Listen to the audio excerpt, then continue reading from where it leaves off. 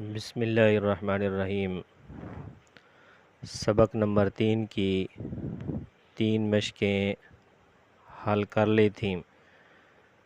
اب چوتھی مشق التدریب الرابع، چوتھی مشق املأ الفراغات بأدوات الاستفہام التالیہ، خالی جگہوں کو درذیل ادوات استفہام کے ذریعے پر کریں۔ نمبر 1 خالی جگہ ہے حالو کا، کیف حالو کا۔ نمبر 2 خالی جگہ اسمو کا، ما اسمو کا، مسمو کا۔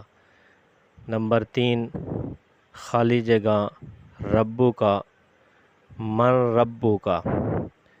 نمبر 4 تذهب الى مدرسة اليوم، خالی جگہ میں آئے گا هل تذهب الى المدرسة اليوم۔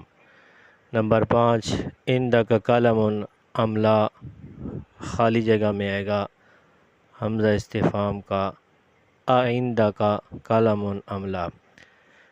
التدریب الخامس، پانچویں مشق اکتب اسماء الاشارات فی ھذا ھذہ ذالک تلک فی الفراغات الجمل، جملوں کے خالی جگہوں میں اس میں اشارہ لگائیں۔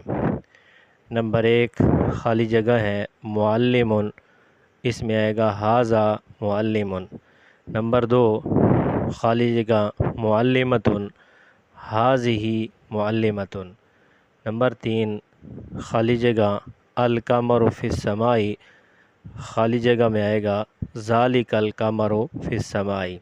نمبر 4 خالی جگہ الشجرۃ علی الجبل، اس میں آئے گا تلک الشجرۃ علی الجبل۔